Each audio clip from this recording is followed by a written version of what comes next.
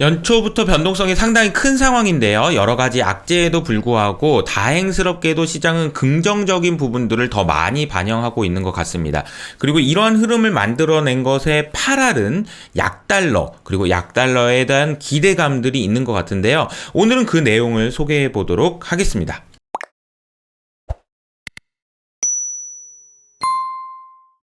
자, 이번 주 일정부터 정리할까요? 오늘은 파월 연준 의장의 연설이 있습니다. 최근 시장의 흐름에 대한 이야기도 잠깐 해주실 것 같고요. 그리고 목요일날 있을 이벤트가 굉장히 중요하죠. 미국의 CPI, 지금 시장의 컨센서스 어떻게 형성되어 있는지 설명드리겠습니다. 그리고 금요일에 있을 금통위에 대한 이야기도 해보겠습니다. 우선은 시장의 흐름부터 빨리 좀 정리하고 넘어갈게요. 어제 장 초반에는 전반적으로 좋은 흐름이 이어졌는데 장중 내내 차익 실현 매물이 나오면서 다우는 0.3% 하락, 나스닥은 0.6% 상승 정도로 마감했습니다. 내용을 보면 헬스케어 업종이 부진했고요. 반면에 테슬라와 엔비디아는 오랜만에 5%, 6%대 강세를 보였습니다. 그리고 나머지 섹터들은 전반적으로 약세를 보인 것 같아요. 야, 이 코스피가 의미 있는 반등을 하는 거 아니냐라는 기대감들이 지금 생겨나고 있습니다. 주변에서 이제 투자하시는 분들도 이제 올해는 주식을 해야 된다, 이런 의견들이 오히려 더 많아지고 있는 상황인 것 같아요. 그래서 2주 동안의 반등이긴 했지만 조금 더 기대감이 커지고 있는 상황인 것 같긴 합니다. 수급적으로 봐도 외국인들이 지금 계속해서 주식을 사면서 코스피에서 1.6조 원 정도 올해 샀고요. 반도체를 중심으로 한 전기전자, 금융업종이 좀 많이 올랐습니다. 그리고 서비스 업종이나 화학 업종도 반등을 보여주고 있습니다. 미국채 2년물 금리는 3.5%까지 지금 하락한 상황이고요. 2년물 금리는 4.2%까지 하락했습니다.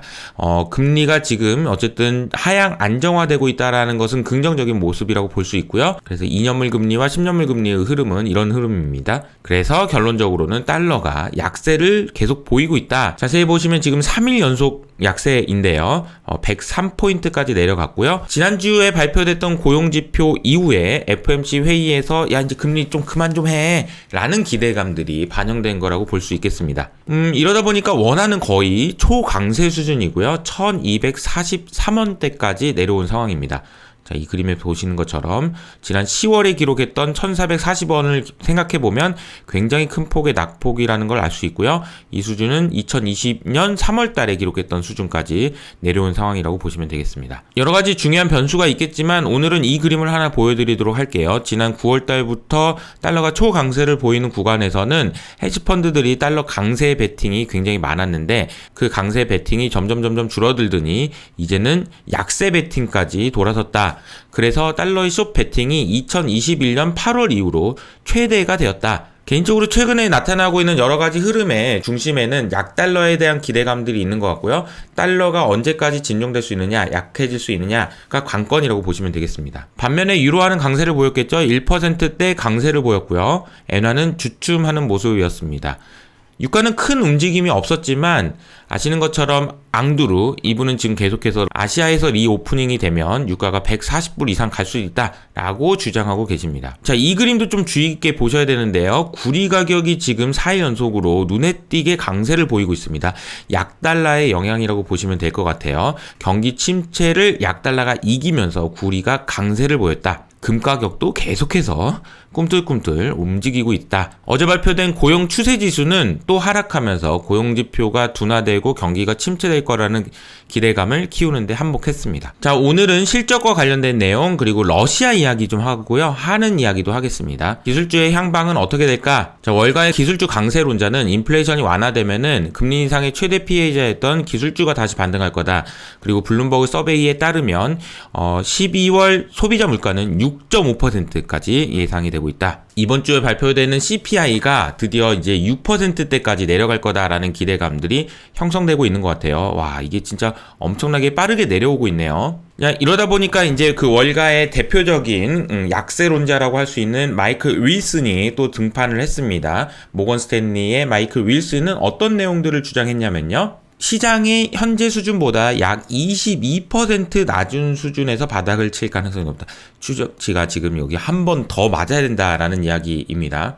그래서 모건 스탠리의 가장 최악의 시나리오 전망은 자, 지금 현재 지금 좀 올라가려고 하고 있는데 3,000포인트까지 내려갈 수도 있다라는 지금 전망을 하고 있습니다. 개인적으로 이분의 주장을 좀 면밀하게 살펴보면 그냥 뜬금없이 주가가 빠진다라고 주장하는 것이 아닙니다. 그리고 물가가 지금 안 내려온다라는 전망도 아니에요. 이분이 중요하게 생각하는 ISM 서비스업 지수 중에서 가격 관련된 지수를 따로 떼보면은 이 지표가 CPI를 정확하게 3개월 선행한다라고 해가지고 그림을 보여주시면 굉장히 비슷하게 움직인다는 걸 알 수 있잖아요.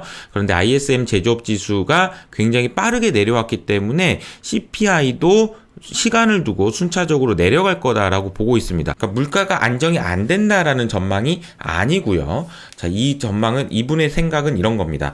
물가가 안정되면 금리를 낮출 거라고 생각해서 시장이 올라가려고 하는데 그게 아니고 물가가 낮아지면은 기업에 파는 물건의 가격이 빠르게 낮아지는데 기업이 부담해야 되는 원자재 가격은 천천히 낮아지기 때문에 기업의 실적이 굉장히 심각하게 안 좋아질 수 있다. 이 부분을 간과하지 마라 라는 겁니다. 매크로가 아니고 기업의 개별 기업의 실적이 안 좋아질 수 있다는 부분에 초점을 맞춘 거라고 보시면 되겠어요.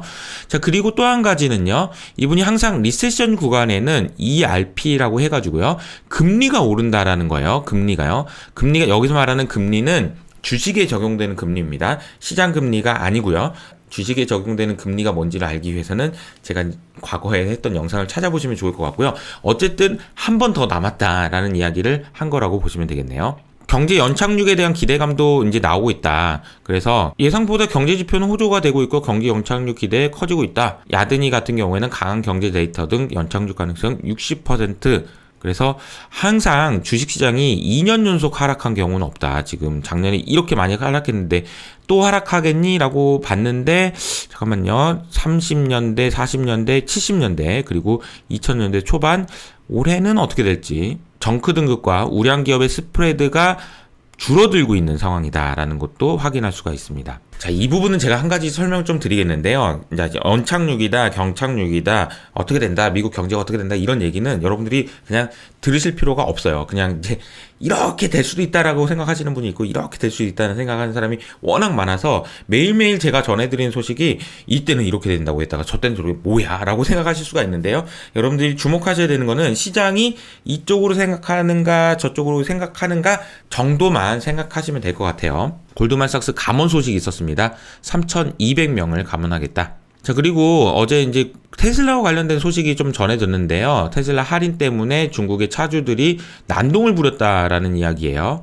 그래서 이 그림에 보시는 것처럼 야, 지금 차값 이렇게 낮추면 어떡하냐? 난 비싸게 샀는데 지난주에 산 나는 뭐냐? 나를 바보 만드는 거냐? 그러면서 이제 막 화가 많이 나는 그런 모습을 보여주고 있습니다. 물론 안 좋은 모습인 것 같아요. 그리고 이제 가격을 이렇게 낮추다 보면은 사람들로 하여금 차를 사는 것을 가격에 베팅하게 만들고 지금 주식하냐? 지금 올라갈 때는 내가 빨리 사야 될 것 같고 빠질 때는 또 천천히 사야 될 것 같고 그러면 되겠냐라는 의견들이 많았는데 한편으로는 이런 기사들도 있더라고요. 오늘 아침에는요.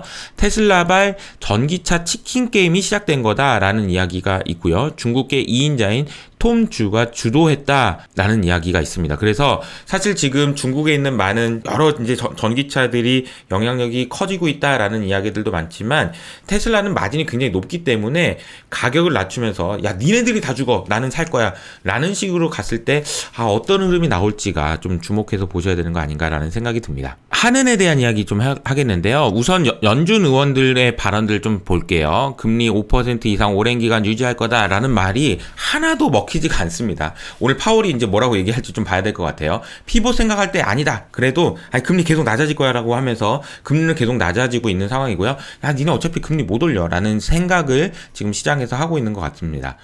피봇 할 때 아니다. 금리 높은 수준으로 유지해야 된다라는 이야기는 계속 똑같은 이야기가 반복되고 있는 상황이다라고 보시면 되겠고요. 예금 금리는 4%로 내리고 주담대 금리는 왜 8%냐라고 얘기하면서 지금 시장에 지금 뿔이 나 있는 상황입니다. 국내 이야기인데요. 예금은 금리는 엄청 빠르게 내려버리고 주담대 대출 금리는 안 내려가지고 야, 은행만 좋은 거 아니냐? 니네가 받는 금리는 높이고 우리한테 주는 금리는 낮추면 어떡하냐라는 이야기인 거죠. 한국은행의 부총재님께서 블로그에 글을 하나 쓰신 게 있는 것 같아요. 조미영 기자님이 기사를 쓰셨는데요. 핵심은 이런 거예요. 우리가 지금 아직 금융위기가 올 가능성은 낮다라고 이야기하시면서 건강검진을 받는데 건강검진 결과에서 지방간이나 위염이 발견됐 있다고 해가지고 중병에 걸릴 걸로 지레 짐작해서 일상생활을 포기하는 게 말이 되냐라는 이야기입니다. 경제 환경도 똑같다. 자, 우리가 지금 여러 가지 어려운 환경인 건 맞다. 그렇지만 그렇다고 해서 뭐 지방간 그 위험 정도인데 그냥 뭐 일상생활 다 포기해버릴 거야? 그럴 건 아니잖아. 우리 지금 금융 위험이 있는 상황이긴 하지만 괜찮다라는 의지를 괜찮다라는 것을 표현하셨고요. 사실 이번 주에 있을 금통위에 대해서 이제 최근에 동결 전망까지 지금 나오고 있는 상황입니다. 와, 그러니까 지금 이게요. 가장 큰 것은 아마 이제 환율이 진정됐기 때문인 것 같은데 이렇다 보니까 우리도 이제 금리 그만 올려라. 너무 힘들다라는 이야기들이 나오고 있는 것 같고요. 일단은 25bp 인상 가능성이 높긴 하지만 동결 가능성까지 나오고 있는 상황이다. 러시아 이야기도 좀 하겠는데요. 작년 말에 파이낸셜 타임즈 2분이 굉장히 좀 인상적인 기사를 냈어요. 이게 내용이 뭐냐면요. 우크라이나와 러시아가 지금 계속 싸우고 있는데 어차피 니네 싸워봐야 답도 없잖아. 그리고 너는 더 힘들잖아. 그만해 이제. 라고 하면서 누가 이겼어? 러시아가 이겼다. 우크라이나가 이겼다. 이런 얘기를 솔직히 할 수가 없는 상황이잖아요. 그러다 보니까 이분이 제시한 거는 뜬금없이 한국 이야기를 하면서 한국처럼 휴전을 내라. 휴전을. 니네 그냥 두 개로 쪼개져라. 라는 이야기라고 보시면 되겠습니다. 그래서 이게 좀 반향이 있었는데요. 이것과 관련해서 우크라이나의 교수님께서 이분한테 레터를 쓰셨더라고요. 편지를 쓰셔서 뭐라고 했냐면은 말도 안 되는 소리 하지 마라. 그러니까 러시아만 좋은 일 시켜주는 거다. 그런 시도를 한다는 것 자체가 러시아 입장에서는 야 이거 하나의 러시아인데 이거 두 개로 쪼개려고 하는 거야? 싫어? 이런 식으로 나올 거다. 그리고 우리가 지금 잘 싸워서 이기려고 하고 있는데 왜 그러냐 막 이런 식으로 이제 편지를 쓰셨습니다. 사실 이게 언제 끝날지 이게 참 애매한 부분들이 많은데요. 어제는 또 이런 기사까지 나왔습니다. 러시아의 붕괴 시나리오에 대비해야 된다라는 이야기인데요. 이 내용은 미국의 정치학 교수 중에 한 분이 기고를 하신 글인데 러시아가 전쟁을 빨리 끝내지 못하고 1년 동안 전쟁이 지속됐는데 사실 다음 달이 되면 벌써 1년이 돼요. 그래서 러시아가 전쟁 패배 가능성이 높아졌고 이러다 보니까 러시아가 이게 완전히 붕괴되거나 와해될 가능성에도 대비해야 된다.